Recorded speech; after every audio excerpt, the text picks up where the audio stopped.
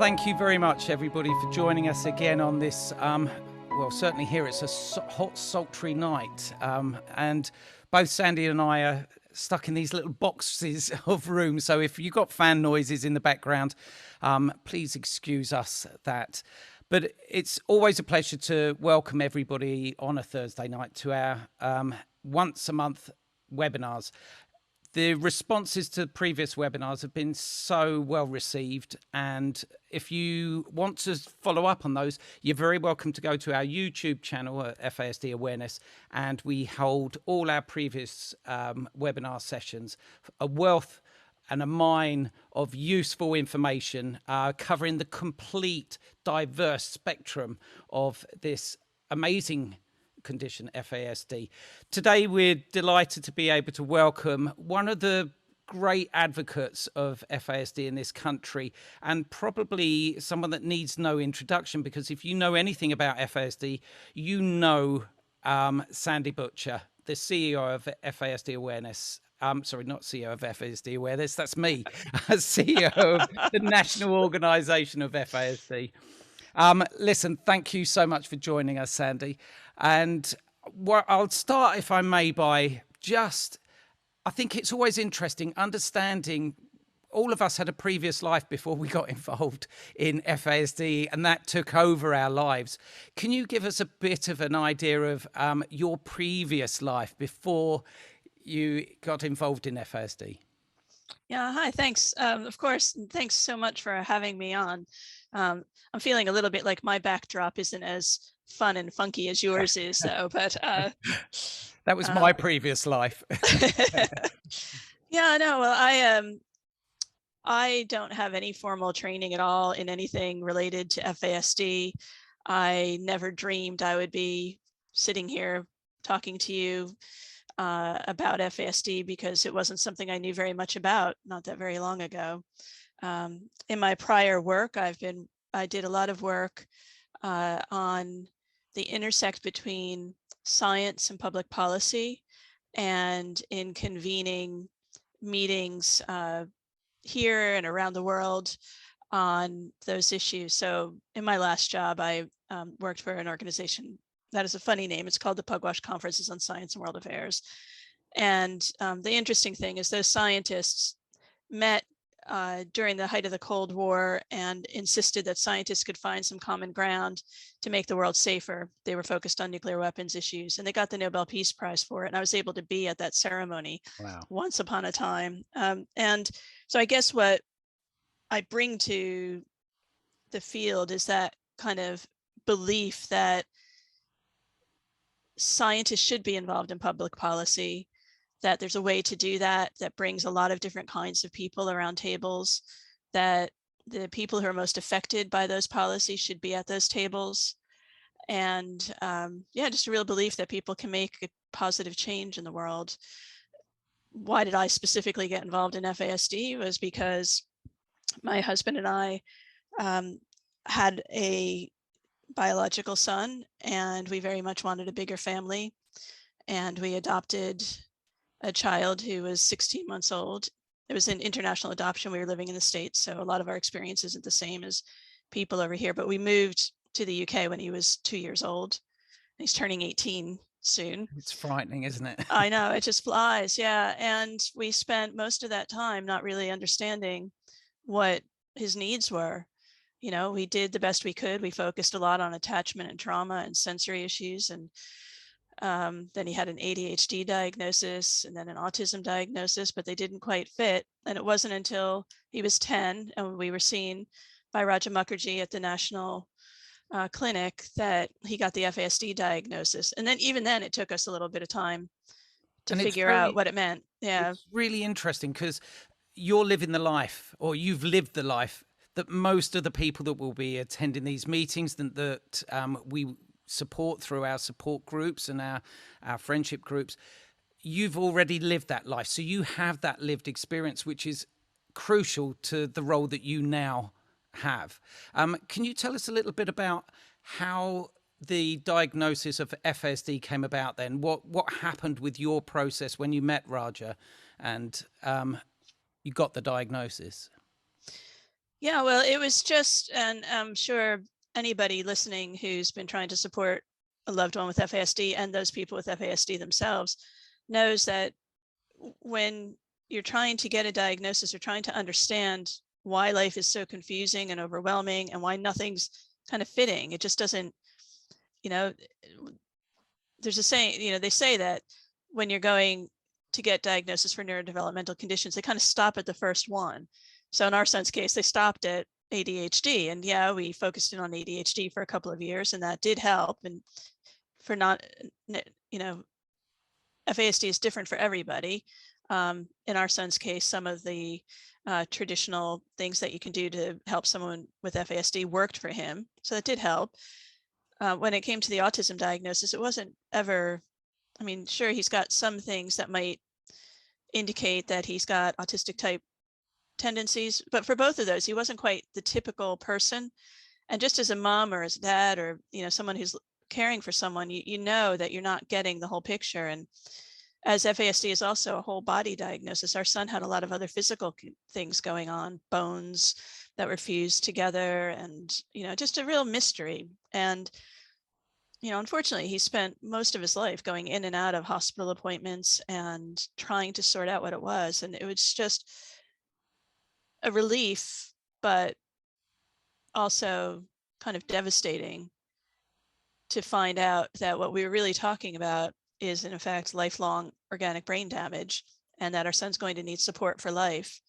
But once we knew that, it just flipped everything. And I remember someone saying to us while we were going through the diagnostic process, something like, why do you assume these things are intentional that he's doing? And it had never occurred to me that some of what was happening wasn't really intentional. And I mean, I don't like to dwell in this space. We had years of hard times, really, really hard times. And for those people who are going through it, you can't see past it, because it's so overwhelming. But what gave me the greatest hope was, I remember it wasn't that long after the diagnosis, and I turned on the TV, and there was an adult on TV, Lee Harvey Heath. He was doing some TV interview, and I remember getting my husband, look, come, and here's this guy. He's got FASD, and he's holding his cat, and he's got his little baby in his arms, and look, he's got a life. Because nobody had thought to really, it was hard at the time to try to find those people who could give you that sort of inspiration. So I'd say the journey towards diagnosis was needlessly long, needlessly frustrating. Even once we had the diagnosis at the time, there, 7 or 8 years ago, there wasn't any great suggestions on what to do next. And I think I went into a mild depression, and then it took me a while. The pediatrician who was helping us get all of this, she encouraged us to set up a local support group. We started reaching out to help educate family and friends around us, very kind of un-British way. I forced my husband into that one. And we started to build support because there wasn't any available. And I think that many people are having to do that. And most of the support groups that are out there with the FASD UK Alliance, your organization grew from Sharon and Tracy and a whole bunch of people who needed to find some way to support themselves. And it's happening all across the country. It's happening more and more. But it's really tiring when you're a parent and you're having to come up with the answers, and you're having to tell everybody about FASD, all the professionals, when you're supposed to be able to turn to them for support. Yeah, absolutely. And we constantly remind both professionals and the families living with FASD that they are the specialists of FASD. They live with it. They understand the language that their children are relaying back to them, and it is a new language, isn't it, that you have to be able to work out. Can you tell us a little bit about what techniques did you use? Because I know we've spoken in the past, and you've always said that language, you gave your young man language to be able to communicate effectively with you. And there was a lovely story that I heard you tell about how at school the teachers were shocked by his use of language in being able to identify his own moments in that day where he needed to regulate. Can you tell me a little bit about that? Yeah, sure. So I'm a big believer. I mean, any kind of medical condition the health services are designed to help that person understand their condition and to give them words and to do things. But with FASD, that wasn't happening. It just didn't exist. When we finally got the diagnosis and we were helping him, I mean, all along, we did also, even when he had ADHD, we were giving him age appropriate explanations for that. I think kids and people with FASD, they're showing us already what they need, and we just need to listen to them a little bit better.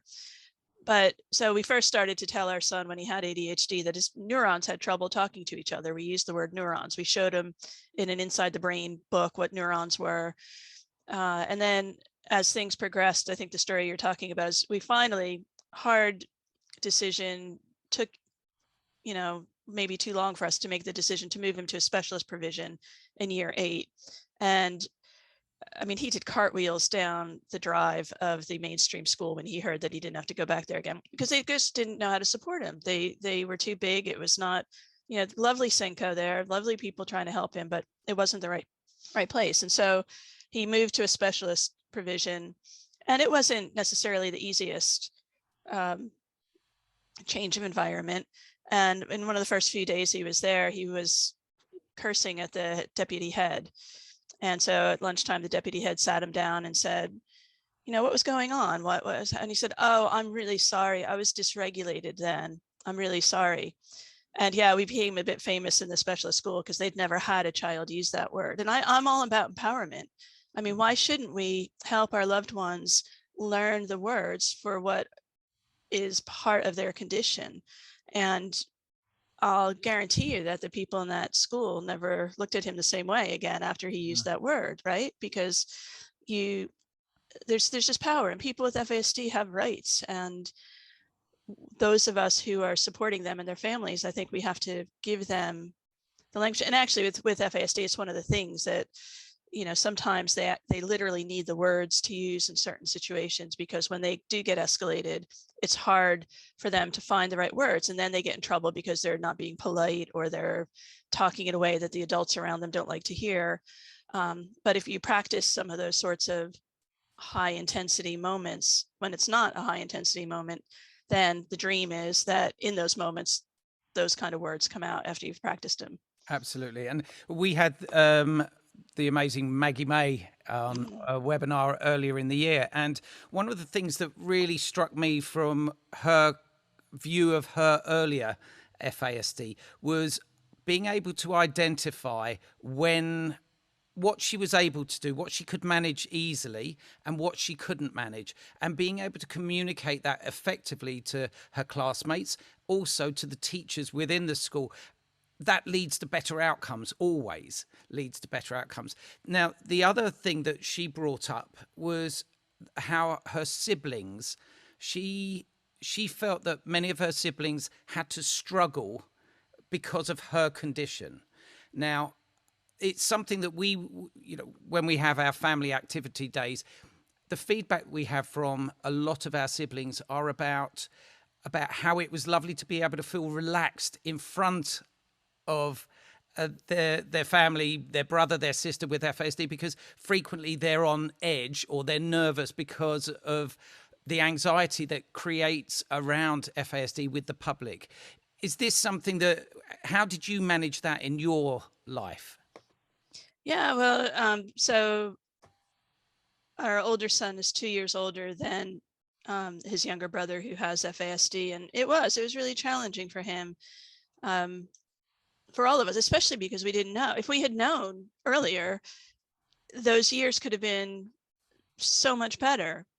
And that's why I'm really excited about some of the changes that are happening now. But those years were really hard. And we just had a rule that, we never, ever, ever, ever put our elder son in a position where he was, quote unquote, responsible for his younger son. And when things started escalating, he had our blessing to go to another room, to put on his headphones, play a computer game. He also has medical conditions of his own. And, he was diagnosed with chronic fatigue syndrome, but after a couple of years of ill health and missing school. So we were wondering if, was this anxiety, was this caused because of the stress in the house? And then recently, just very recently, he's also been diagnosed with ADHD. I mean, like last week. And then now I'm feeling guilty as a mom. Did I miss this all along? Because we had, the focus was on our younger son because things were such a crisis situation with him. So there's all kinds of things of families, and our family's just one family. Any family with FASD has all of this going on too. Absolutely. I mean, in our family, my wife and I chose to foster before we had children. So we had quite a few years of fostering and managing children with complex needs and primarily autism and ADHD. But then now, a few years back, one of my youngest son, Felix, he really got into caring. He became a very good little carer. And I remember on one occasion, my parents always used to say to us when we started, are you doing the right thing by your own children? Bringing in these kids into your house and the disruption that is that. And of course, as parents, we do question all the time what we're doing. But then I remember this one moment when one of our lads, he non-verbal, he would run towards the toilet and everyone was on tenterhooks because you knew that you had to get there quick. And so I was racing up the stairs at home and I heard my youngest saying, no, you pull your trousers down first. And then what you're going to do, get the toilet tissue. And I thought, wow, this is amazing. And my father later commented to us that they have an empathy that you cannot teach. You cannot teach that empathy. So whilst there's all the guilt that we have as parents, there's also a part of a learning and a compassion that you cannot teach them, that they have from that lived experience. So, I totally get that. You touched on a short while ago how exciting things are moving. Can we go on to that? Because I think, you've been a huge part of being able to get that momentum going. Can you give us a bit of a chronology, really, or a timeline of when you came into your role as CEO in 2017? You already had that wealth of lived experience, and you probably had a passion for, right, I've got an opportunity here to do something. And your background, your experience, your working background, what was it first that you thought you needed to really get on top of? Well, I think, the first thing to say is that if it wasn't for the decades of work that had already been done and being able to talk with some of the leaders of that work and people like Maria Catterick and Pip Williams and Susan Fleischer, who was my predecessor, and others who had been already banging on about this for a long, long time, none of what happened later would have been possible. It's not, we're all standing on the shoulders of giants. It's not, I really, but however, when I came in, I thought that we could, there had been a change, and this happened, again, not anything to do with me, but in 2016, the chief medical officers changed the guidance and they became very explicit that the safest approach is to avoid alcohol in pregnancy. Prior to that, there's all kinds of mixed messages getting out there. So that had already been done and work that the BMA and others had done. There had been a consensus. There had been all kinds of work done before. But the chief medical officers changing the guidance was the first kind of step that then led to an opening for other possible changes that could come. And my hope was coming on. One of the first funding proposal I ever wrote was about a transitions to adulthood project, which is, we still haven't had funding for it yet. But it was just that knowledge as being driven as a mom. We know our kids are going to grow up. Little people with FASD become older people with FASD. And sadly, there's very little being done about that. But then I realized that as an organization, we had to take a couple steps first to before we could get onto that, because that's kind of a complicated thing to do. And there was some of the groundwork hadn't been done yet.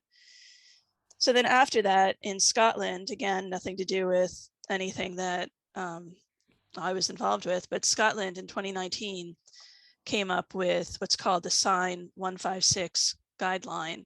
And that's all about how to diagnose children and young people who had been prenatally exposed, and it changes the diagnostic terms because there were all these alphabet soup of labels that people were getting. And now the diagnosis, that said the diagnosis is FASD with or without sentinel facial features. That's important because prior to that, the focus has always been on facial features. And as we know, it's less than 10% of people with FASD have those facial features, and they're not an indication of whether or not FASD is severe or not. It's just one of those old school teachings that too many people still hear about. Then in 2020, the Department of Health opened up some grants for the first time for FASD. And that's where my job got really exciting, because we secured one of those grants working in partnership with Seashell. And we developed this project on supporting children and young people with FASD that included everything from working with a team of experts and an advisory committee of young adults with FASD. We did a best practice in FASD training guide, FASD preferred UK language guide. Then we developed a one-day training on how to support children and young people with FASD, which is a little bit different than typical trainings because it goes into kind of sensory things and communication needs. And it's team taught with some of the experts from Seashell who are trained in doing this. And then we did the Me and My FASD toolkit. And because it was COVID, the project COVID, none of us wished that had happened at all. It was a horrible, horrible, traumatic event for our societies and for too many people personally. But in a weird way, it helped the project because people were stuck at home, professionals who would normally be out and about a lot, people had time. And we were able then to create resources to help people with FASD understand their own diagnosis, because so many families, my own included, time and time again would get to that point where the professionals who are meant to help them understand their condition didn't have a clue what it was, let alone resources to work with a young person to help them understand the condition. Every other condition out there has it, but it didn't exist. So we were able to work on that. And then the end result of that was also then a 3-day training for practitioners who might be working with young people to help them understand the condition. And we piloted that training. We just held the first non-pilot one last week, and I felt all teary-eyed at the end because it really did. It's coming together. It's where the professionals were saying how amazing it was to have the resources they could use to get a better understanding of FASD. So anyway, that was the grant. And then also in 2020, Public Health England did a maternity high impact area report about alcohol and pregnancy. Then in 2021, there was the first gold standard prevalence study done here in the UK. I know you've had Raja and others on talking about that, but that was where they went into schools and they tested kids and found that it was between roughly 2 to 4% of the kids had FASD, and those that they found hadn't had any other prior diagnosis. So they showed that there's about 1 or 2 per year group in our schools right now. And the interesting thing with that prevalence study as well was that many of those that they saw as potentially having FASD were not even allowed to participate in it, were they? So therefore the figure, however, it still ties in with the international figures, doesn't it? So it proves that the prevalence study worked. Right. And it shows that at a very, just fundamental level, more people have FASD than autism, for example. And if you think about what's out there to support autistic people, there's nothing like that to support people with FASD. And then it accelerated even more. And then the Department of Health did a health needs assessment in 2021. And that identified all these areas where things needed to improve. And then in 2022, there was the NICE quality standard on FASD. And I know you probably want to talk about that, but what this means now is with the quality standard on FASD, it means that all the local areas in England and Wales are going to have to report on what they're doing to make progress in certain areas that were identified. And it covers everything from that first, maternity appointment all the way through pregnancy and recording that in mom's notes. And then it goes into how to identify people who might be at risk for FASD, get them assessments, get them a proper neurodevelopmental assessment. And remarkably, also, it calls for a care management plan. Yeah. So I was lucky enough to be on I was a lay member of the NICE Quality Standard Committee. And just personally, I have to say, I never dreamed when we started the process that we'd get something. I think, yeah, that was, sorry to interrupt. I think that was something that, we sat in on and observed. Again, it was online at the time. So I remember having it on and listening to the conversations. And actually, I think one of the things, I know some colleague friends of mine that have had medical work with the NICE guidance in the past. Many of them have said, wow, they're really listening. They're really focused on, and this is serious to them. I mean, they were struck by how important this was to everybody in that room. There was one area that wasn't included this time, and I think everyone thought, well, we need to be happy and grateful with what we've got, but it was also looking at the prevention side of it, earlier stages. So I think bringing it in at that early stage when you're looking and when you have that first appointment with your healthcare professional, that was, it was really important to get that stage in there. If we hadn't got the prevention side earlier, but we can still be working with prevention in any case amongst the communities. But can you tell us what was the turning point, having sat through all those meetings? What was the turning point where you thought, wow, we're going to get this? I think it was just, obviously it's all confidential what happens there, and I can't go into too great details, but I think what you're saying, people who observed it reflected to you, was very much what was felt in the room.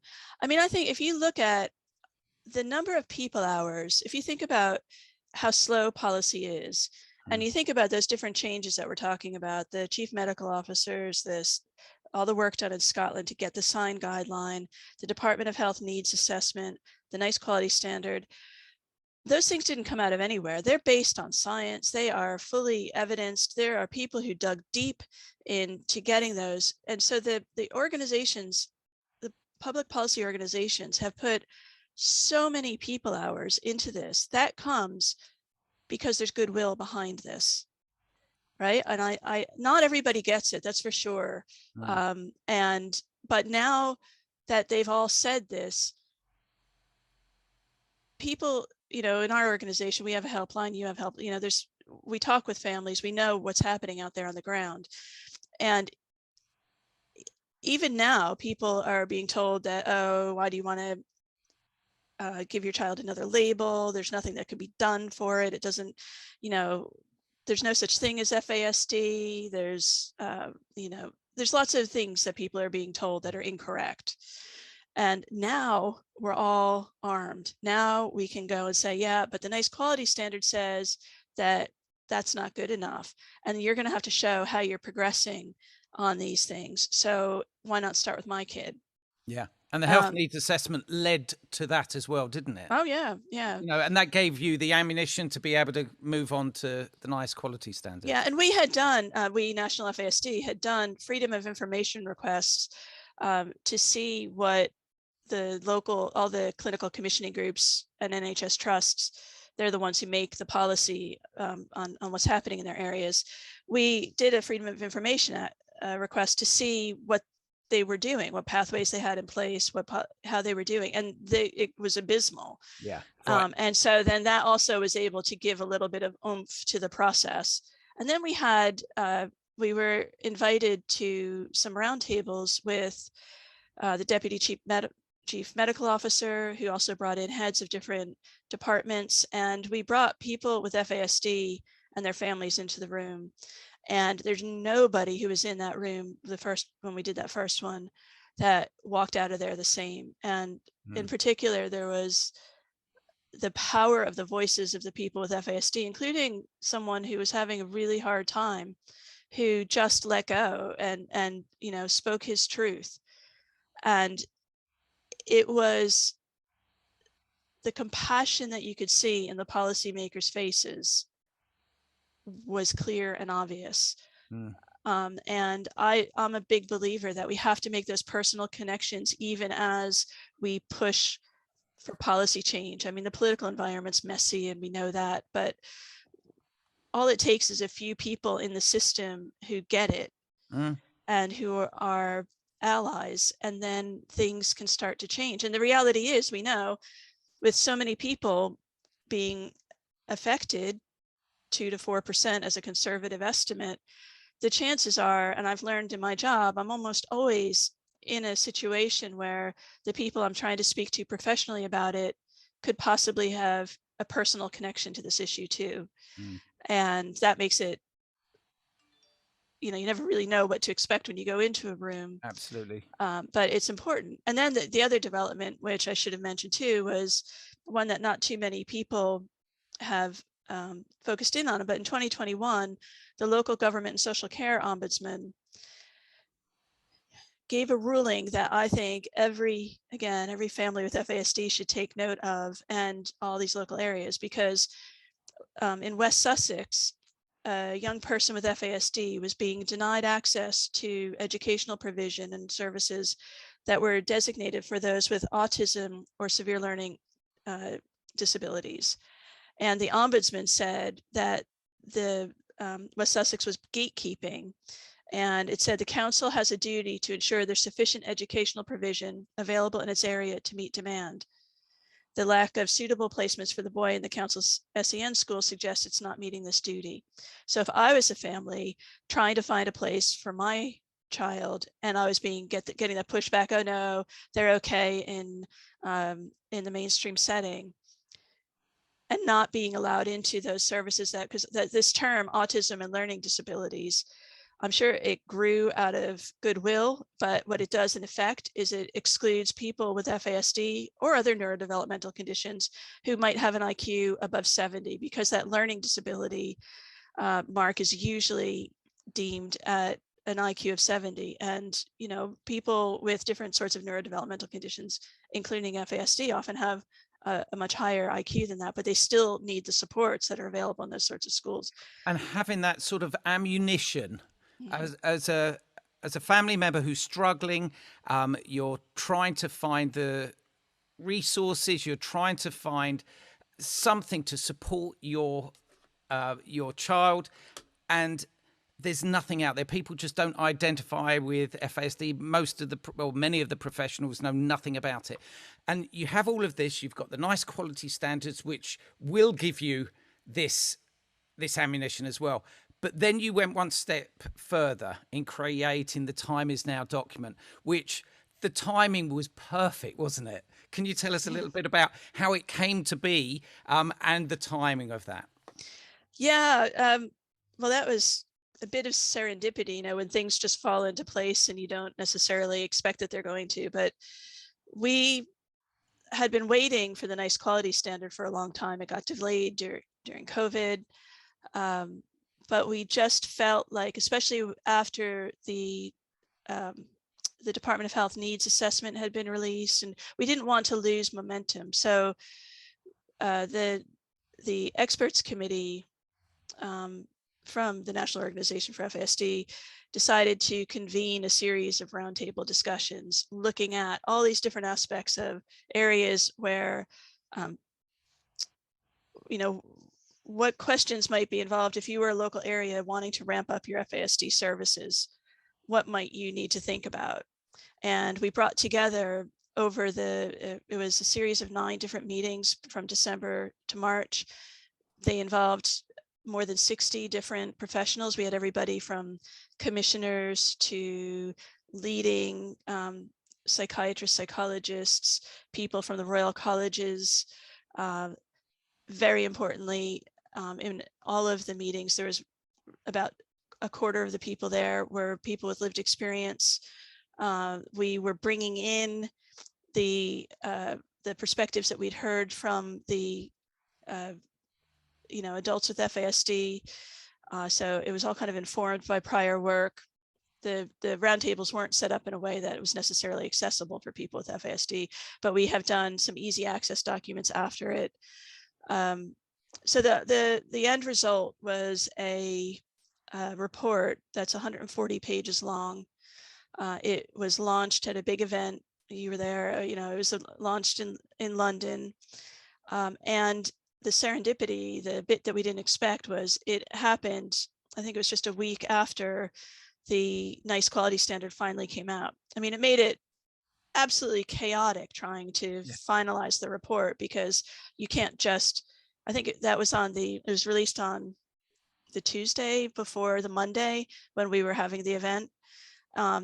And we had a 144-page document that we were trying to get printed and published. So we had a little bit of fun at the last, trying to get the appendix in that included the key bits of the NICE quality standard. And that was you and Raja set that up Yes. in the outset. And you had your FASD expert committee involved in that as well, didn't you? Now, one of the really, I mean, the speed at which you collated all that material to get it onto the press and then delivered. I know, you were emailing me in the evenings as well about sort of tidying up some of the points that I'd made, and that I'm just one of the hundreds of others that you'd contacted on that one. So, I can imagine it was a huge piece of work for you. But I have to say, for us, when we show our families this document, yesterday we were presenting to commissioners, pediatricians, medical professionals, and we were using that document as ammunition, if you like, being able to refer people to it. But it gave us an opportunity to be able to give other evidence to show this is what you can do. These are the strategies, these are the hub and spoke model, the multidisciplinary approach, how you can use these different methods of diagnosis, and then the pathway plans to follow up, but also teaching them, almost guiding them along the way. This is the way that it can work. This is the plan that you need to follow. And they're listening. Well, they certainly were yesterday, and the feedback and the follow-up to that is great. I know you've just spent a whole week presenting as well. So that information is what we've been waiting. And, please, everybody, do have a look. Can you tell everybody where they can find this PDF or get their hard copy of it? Yeah, sure. If they go to National FASD's website, I think it links directly from the homepage. It's nationalfasd.org.uk. And I have to say about the process, I mean, it was working with Raja is just an honor and a pleasure always. And he and I were co-chairs of all these different meetings. And the easy way that he and all of the other, it wasn't just the group on our experts committee, all of the people who were involved with the roundtables, the goodwill and the effort and the time that they put into ensuring, because what we did is after each roundtable, we did a summary. The key people who presented and other key people who were involved all reviewed that. So it was all, every time we came up with one of those summaries, which then later became the chapters, it was all reviewed. Anything where there's a question, but we also did it in a way that it was, we used what's called Chatham House rules, so that the people who were involved weren't there in their professional capacities. They weren't quoted. It was all non-attribution, so that people could really talk freely and explore things.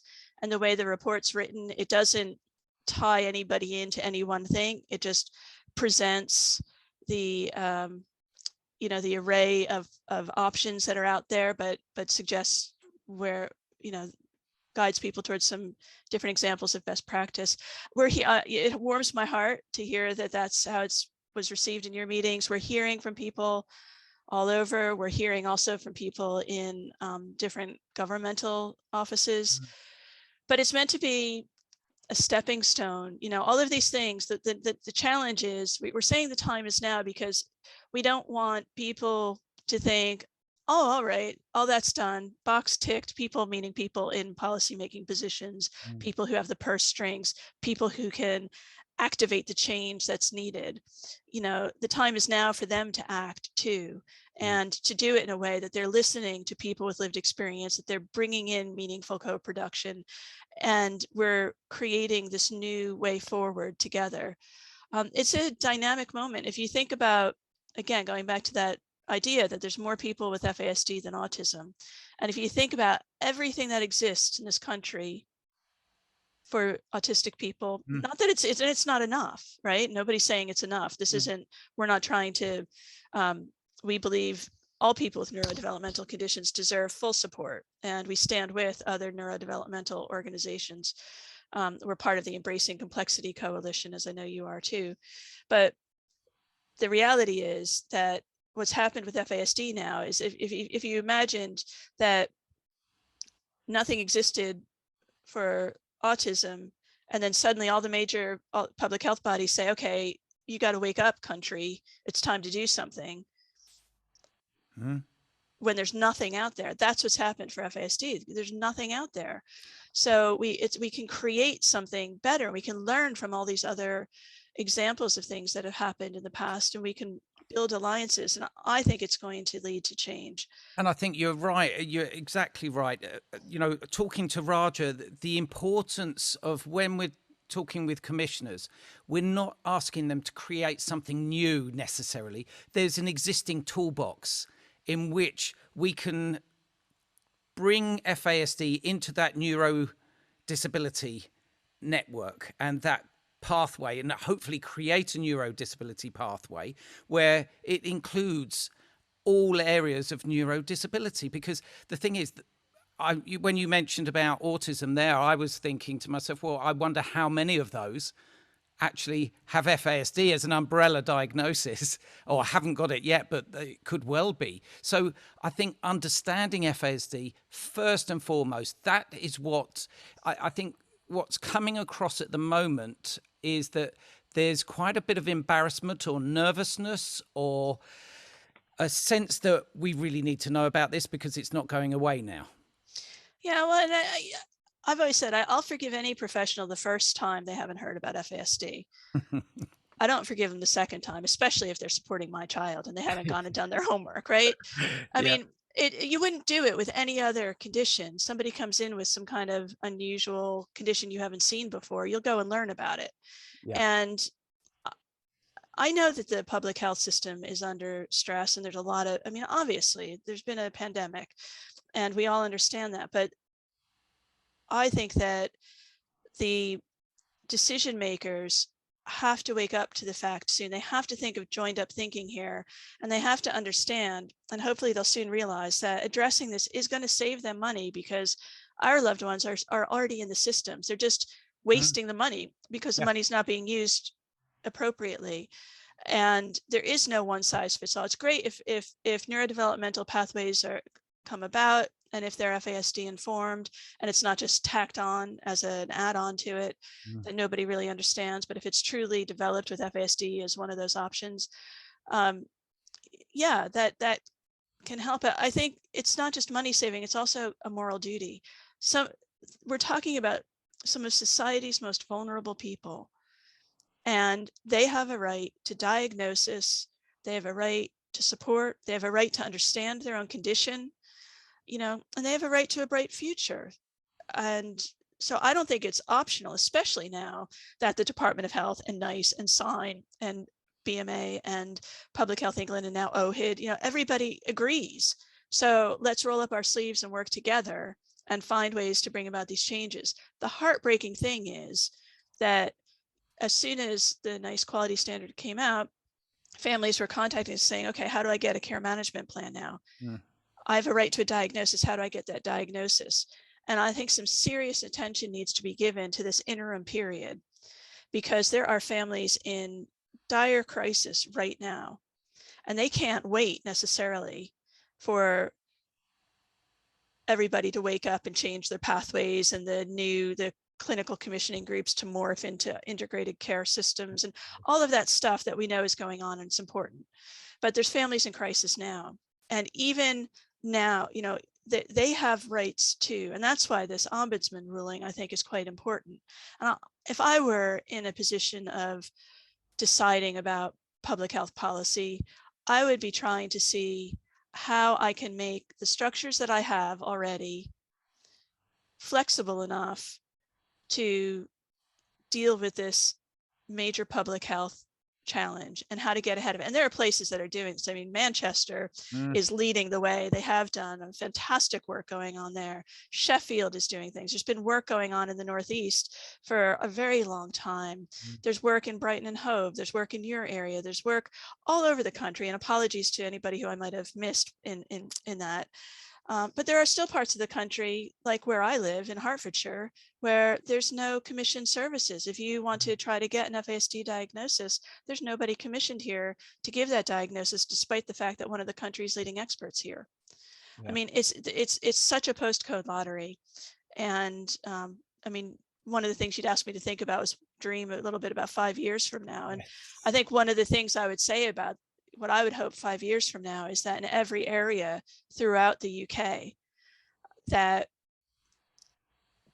there is at least a recognition that FASD exists, that there's some place for those people with FASD and their families to go to get to the next step in where they need to be. I mean, 5 years, I don't think every place is going to have a fully embedded pathway. And, we need training. We need the right kind of training for all the practitioners. We need the Department for Education and social services needs to ramp up in a big way.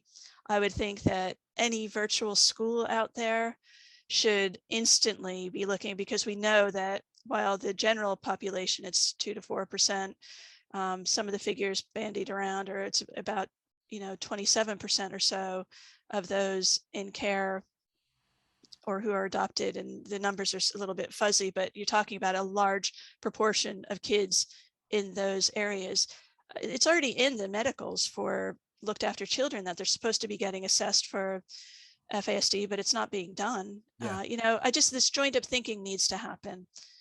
But I would hope 5 years from now that we're ready to do, because a good thing about a nice quality standard, it identifies these areas where there needs to be improvement in services, and all the CCGs and trusts, they have to report back. And if NICE starts to see that most of the things they've identified are being met, then they just bring the committees back together and they do another quality standard, and they determine what the next step for improving quality of services are. This is an ongoing process. Yep. So let's dream a little and say, let's hope by then that NICE has found that most places are rising. 5-year plan working. Can I ask you as well? We had one of our previous webinars with Bill Esterson, and he was saying that the All-Party Parliamentary Committee had stalled for a period of time. Can you elaborate on that a little bit more? He touched on it as well, but certainly he was saying go to your MP, your local MP. Let them be aware more of this crisis of FASD. This is what we've got in place. Let them know, and tell us a little bit about where we're going with the All-Party Parliamentary Committee. Yeah, absolutely. So an all-party parliamentary group is like a special interest group for MPs. They have them for lots of different things. And there has been one for FASD for several years. The way that all-party parliamentary groups are structured, when there's a new parliament, they have to re-register. And this group needed to re-register at the same time that all of the stuff, remember Brexit used to be the thing that took everybody's, and Parliament was dissolving and coming back in, and then all of that. And then that then led into COVID, and then people weren't meeting in Parliament, and there, it was unfortunate timing. Yeah. But we know that Bill is a fantastic advocate for FASD, and the national organization is actually the secretariat for the APPG. So we're working with Bill's office to try to get the group reconstituted. I don't think the fact that it's not been reconstituted is anything other than Parliament's been quite busy, Yes. busy with various things. But no, we have every plan to have it up and going again soon. Maybe to have fresh blood. I think I would love to see more parliamentary work done. People could always ask their MPs to ask to join the APPG. They can also table parliamentary questions.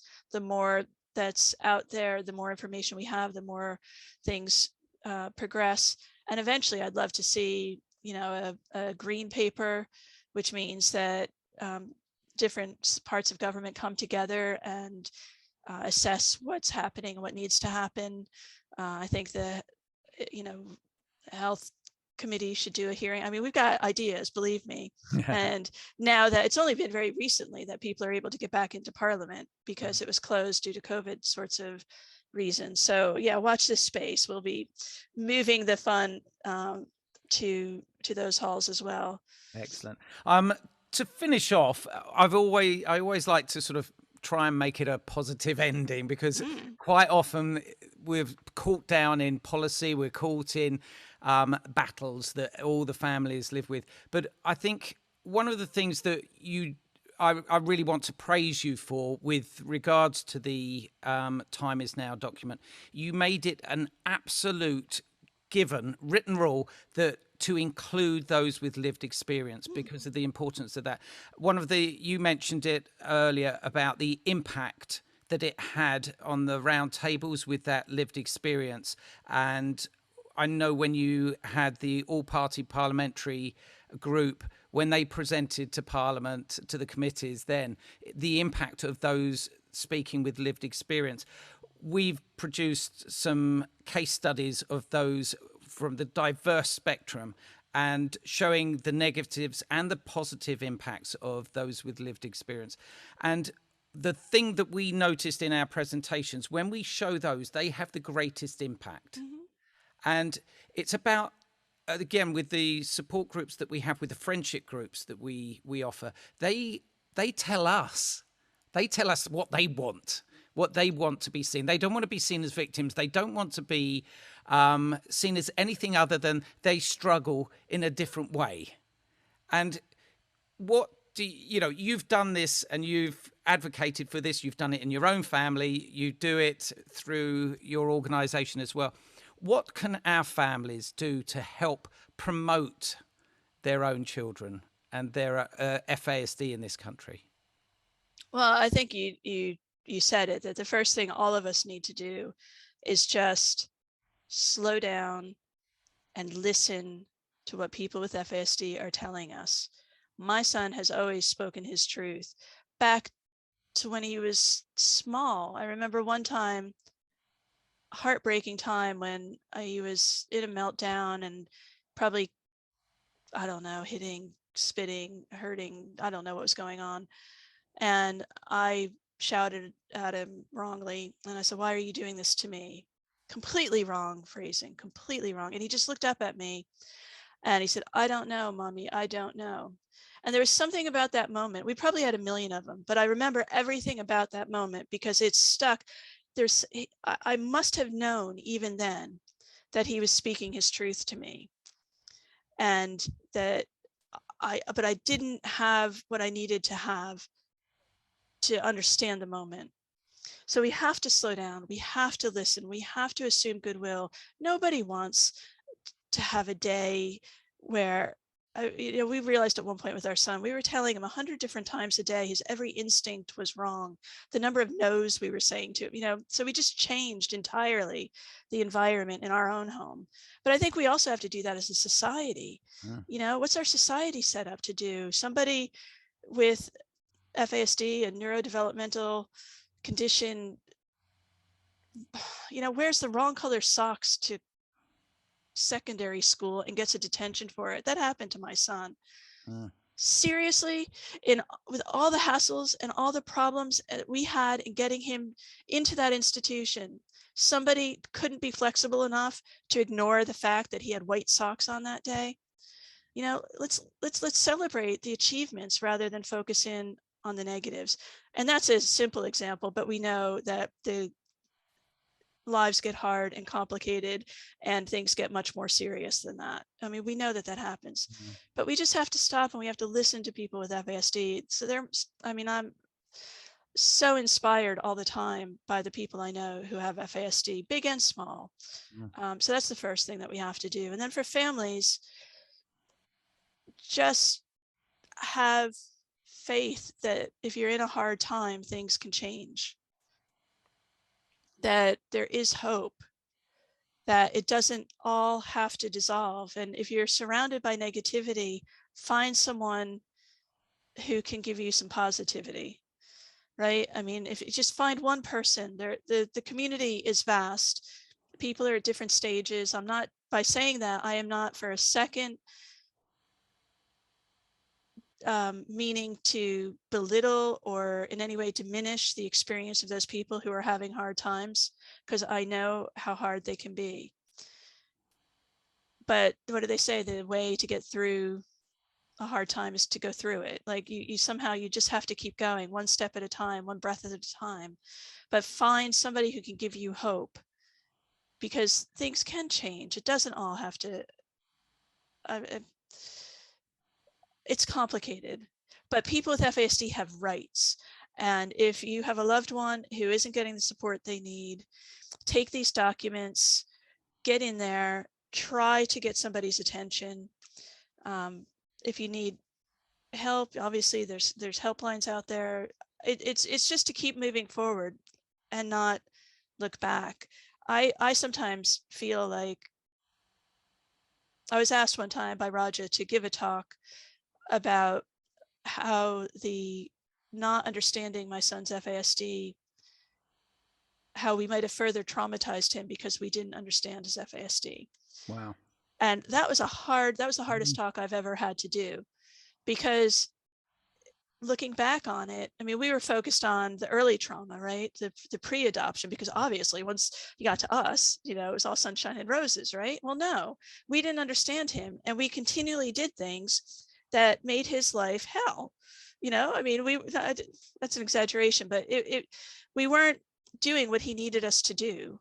And we were compounding. He was not able to express to us what he needed. And we were putting him in these environments like busy shopping centers and holidays and things that he couldn't cope with at all. And so anyway, I feel guilty about some of those times, but there's that quote, I think it's Maya Angelou, when I knew better, I did better. I did then what I knew how to do, and when I knew better, I did better. And I think that's all any of us can do. So it's just try to educate. There's lots of information out there now about parenting strategies. They were harder to find when I was a new parent. There's lots of resources for young people with FASD. The first thing I would do is try to start those conversations to help them, because if we're all avoiding talking about FASD to our loved ones, what are we, what are we saying to them? We're saying that you can't talk about your condition. Shh, there's something about it that you shouldn't. We have to get past the stigma. We have to get past the blame. We have to do what we can to try to ensure that they're, the risks of alcohol and pregnancy are better understood, so that women are actually making informed choices when they choose, if they choose to drink alcohol in pregnancy, because I don't think we know that most people don't understand the risks. So there's lots of things to do, but I would just urge people to keep focusing on the hope. And my husband and I had a blog that we were, especially during the hard times for our family, we wrote, and it was called FASD Learning with Hope. And that really summed up where I came from. And I think tremendous things are happening, and I think it's an honor and a privilege, but also a responsibility now on us all to make the most of this moment in time, because nothing like this is going to happen again. There won't be a moment like this again where everything is new and fresh, and we've got all of the public health bodies saying changes are needed. So I think we all can work together. And I'm pleased that the community works together, because we have to bring about the changes that we all know our loved ones deserve. As you say, the time is now. Sandy Butcher, thank you so much for your time. And thank you for standing on the shoulders and continuing the great work that all our FSD predecessors have fought so hard to get to this point. Thank you so much for your time. And thank you, everybody, for joining us tonight. Thank you for sharing. I see, Racine, you've shared some links onto the chat there. I hope everyone is using that facility as well. And I see that there's some lovely comments in there. Thank you for your inspiration today, Sandy. Could I just say thank you to you and to your organization too for the great work that you're doing, and you're doing some groundbreaking stuff yourself. And I'm just really appreciative of the chance to come on and talk with you, but also look forward to continuing to work together. And, you know, we all have different inroads into how we do this, and that's what's exciting about the moment. And so thank you. We're a united force. And I'd love to be able to welcome you. Sandy, you mentioned that some inspirational speakers, and we've got Janet and Rossi next month for our talk. And that's a birth mum, Janet, and Rossi, her 18, 19-year-old, is he now? Two of my favorite people in the community. Fantastic. And phenomenal advocates. So we look forward to having you join us next month. Sandy, thank you very much indeed. Good night, everybody. Good night.